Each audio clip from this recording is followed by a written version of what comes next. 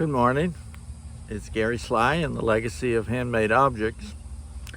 As I mentioned in my last episode, I'm on vacation for 2 weeks, not in the shop, and I wanted to take advantage of some remote opportunities to show you some places that I love. This morning I'm in Shalom Park, which is on the outskirts of Ocala, Florida, where I live. There's a 55 plus community here called On Top of the World, and Shalom Park is adjacent to that and part of the infrastructure of that place. I love coming here. I don't usually come on a day when it's projected to be in the mid-90s, but I love coming here. There's a wonderful Zen garden that you see some pictures of. There's also sorts of wonderful water features, and it's just a great place to come and walk around. Sometimes when it's fairly quiet, we see wild turkeys and deer and things like that on the edges of the park. So it's kind of a fun place to come if you're ever in Ocala and want a couple quiet, reflective hours. This is a nice place to show up. The other thing I want to talk about today is a continuation of a series that I've begun on talking about religious traditions and how stitching and embroidery and various handcrafts are meditative or religious practices associated with those traditions. Of course, the word shalom is a Hebrew word that means peace. It's really a very broad term. You'll see people named Shalom, and the peace that Shalom talks about is a very broad and encompassing sort of an idea. Anyhow, that leads me to talk just a little bit today about Judaism and some of the wonderful traditions of stitching and embroidery and beautification that you see in that tradition. I guess, I want to say each time that I talk about these that what I'm really trying to get across is this idea that when you are stitching in a particular tradition, you are spending time focusing on the concepts and the ideas, the practices of that religion. So if you are stitching a toilet bag, which I'm going to talk about here in a minute, and you have somebody in mind that you want to give it to, and it might be a gift for them at their bar mitzvah or their bat mitzvah, there's a great deal of intentionality that goes into the actual stitching. And I think those stitches are imbued with that religious practice. Not only does it help to strengthen your ideas about a particular faith, but I do think it helps the people who receive them, even those who happen to see them, to understand that. Judaism, of course, sometimes considered the first of the monotheistic traditions. That is a great deal of focus on one God figure rather than multiple gods. Some scholars would argue that an earlier monotheistic tradition was perhaps Zoroastrianism, still a small modern tradition in what used to be called Persia. If you know the story from the Christian tradition of the three wise men, many scholars believe they would have been Zoroastrian prophets who were exploring the skies and seeking answers. So whether it's Zoroastrianism or whether we agree with many people that Judaism is the first monotheistic tradition, it's certainly part of the Abraham tradition that Christianity and Islam also descend from. So if you think about it, those three monotheistic traditions, Judaism, Christianity, and Islam, are really kind of kissing cousins. We all trace our heritage, or all followers of those traditions trace their heritage back to Father Abraham. Judaism, of course, goes back into the Hebrew scriptures, and I was talking about Christian iconography a week or two ago, and one of my followers mentioned that a very early part of embroidery in the Jewish tradition would have been decorating the tabernacle.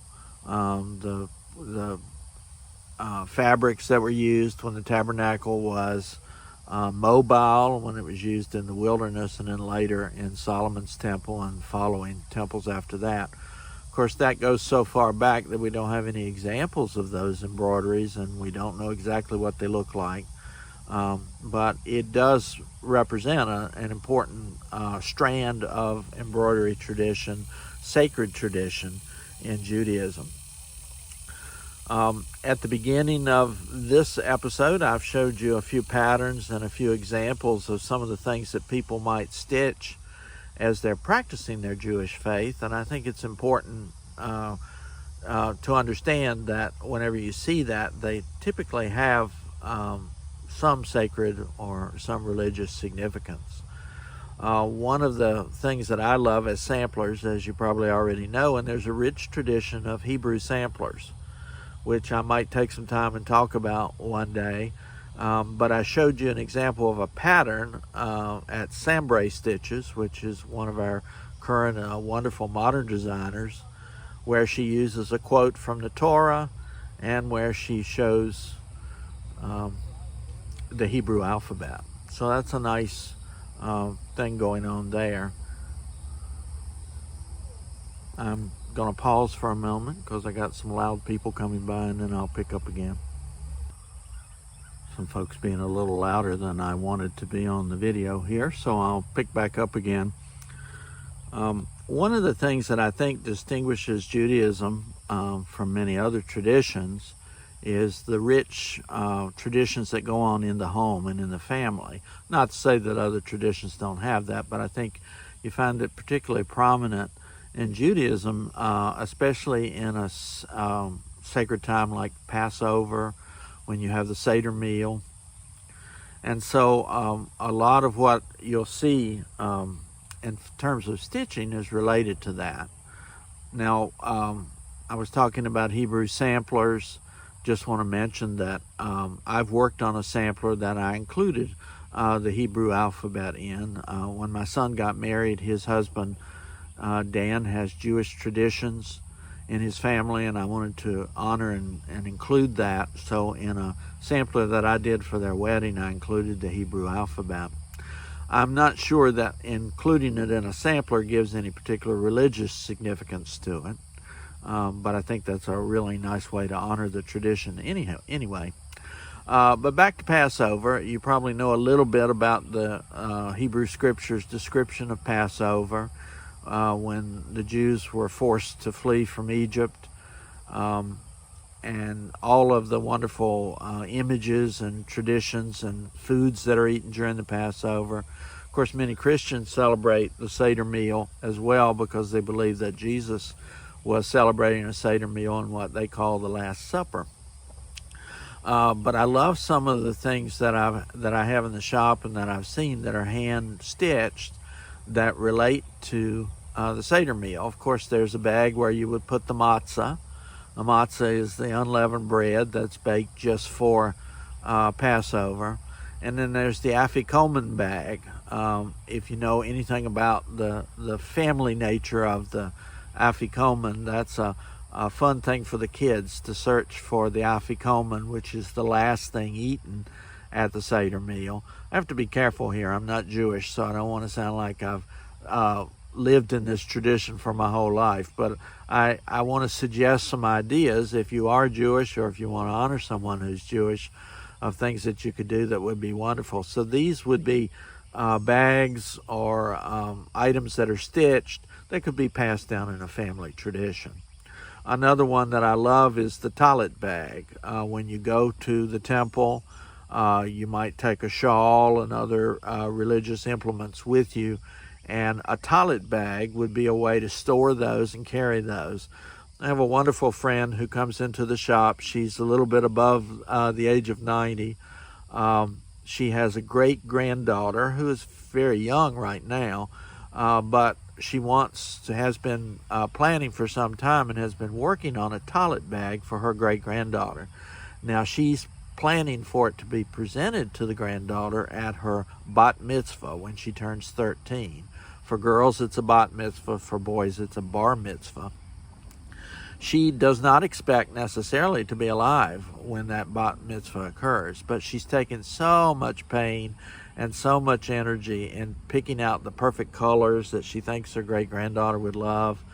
and she wants it to be presented to her at that bat mitzvah. Now, of course, it'd be wonderful if she were there and could be a part of that celebration, but she feels like, and I think it's true, that she will be a part of that celebration anyhow when that toilet bag is presented. So she's come in and we've compared the different color blues because she knows her great-granddaughter loves blues, and it's just a wonderful thing that I felt very enriched to be a part of, as she has gotten excited and planned the stitching that she's going to do. And she's doing a needlepoint bag, but there's all kinds of ways that you could do it.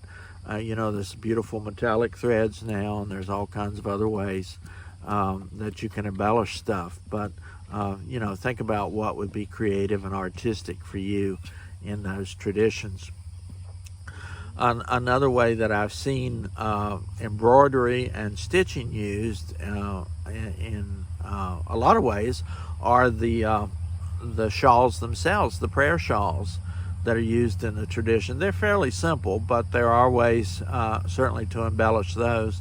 And then if you know about the yarmulkes that the men wear in the tradition, you will often see those richly embroidered and decorated, and again, that's another way of thinking about the religious significance of what you do.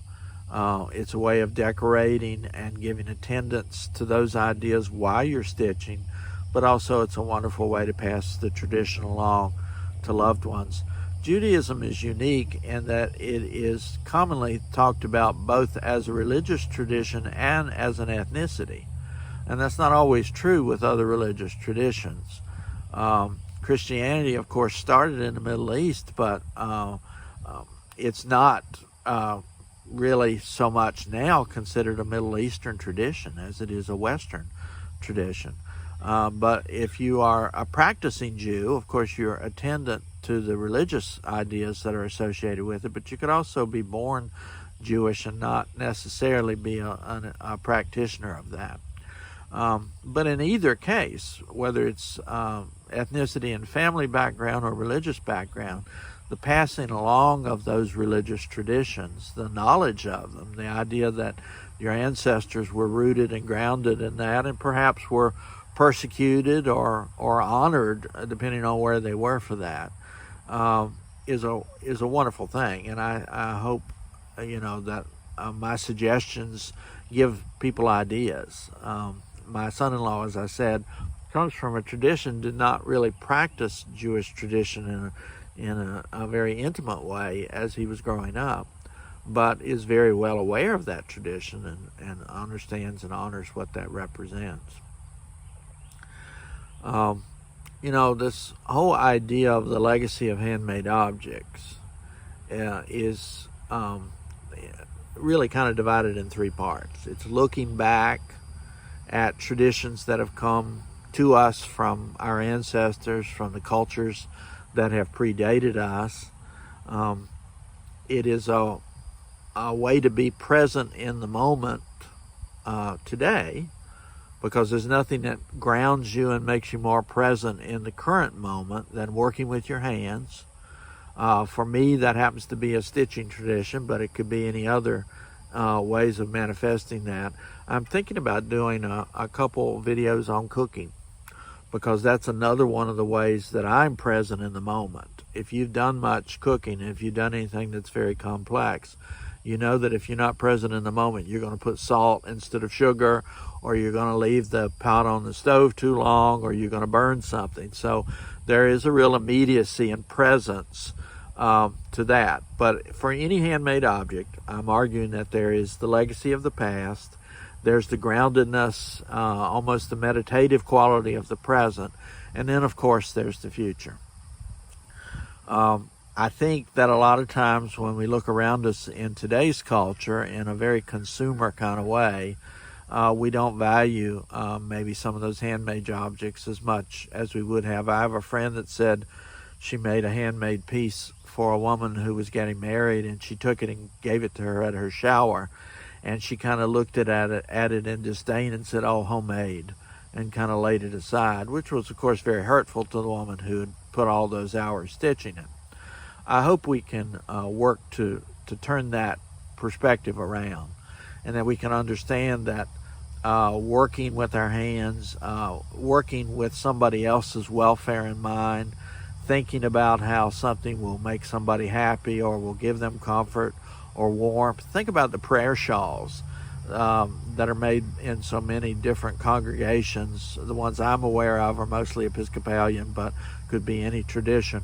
Prayer shawls that are made, sometimes not even knowing specifically who they're going to be given to, but knowing that they're going to be given to someone who has suffered a loss or perhaps is struggling through a chronic illness or maybe facing their own death. Prayer shawls are a wonderful, intentional way of passing something forward. So handmade objects are a glimpse of our future. They're a way to think about the traditions that have buoyed us up and brought us forward, and they're ways for those in the future to think about it. You know, a week or two ago I talked a lot about Mary Queen of Scots. I just finished Claire Hunter's book, and at the very end of it she talks a lot about some of the modern manifestations of Mary Queen of Scots, because of course she's still a fascinating figure, and millennials and younger folks have picked up on her imagery and done some kind of cheeky things with it. But what Mary Queen of Scots was very intentional about in her stitching was to pass along the story of her life, because she was afraid that because of the things that she was enduring, the imprisonment and the lack of human contact that she suffered for so many years, she was afraid that what she believed and what was important to her would not be passed along. So I love the idea that in Judaism, a tradition that goes back at least 8,000 to 10,000 years, that you have images, that you have the Hebrew language, which is pretty unique and interesting in its own right. You have the word shalom. You have the different stitched items that are associated with the various ideas of celebration in Judaism. Many non-Jews are most familiar with Hanukkah and the candelabra, or the decorations that go along with Hanukkah. It's actually not one of the more sacred and important traditions in the history of Judaism, but it is another place where we'll see imagery and iconography that helps us think about the religious tradition of Judaism. So if you're interested, of course, the Hebrew scriptures are one of the places you start. The Torah is the sacred teachings of Judaism, and then there's all kinds of wonderful language and reading that you can do that'll help you understand one of the genesis of monotheistic tradition. Well, I'm going to get back to the car. It's going to be in the mid-90s today, and I've already been wiping a little bit of sweat, but it's going to get hotter as the day goes along. But I want to wish you well. I hope that as you think about what you're stitching, that there's some intentional value to it, and perhaps there's some look at the future as you're creating handmade objects. Take care. Have a great day. Goodbye.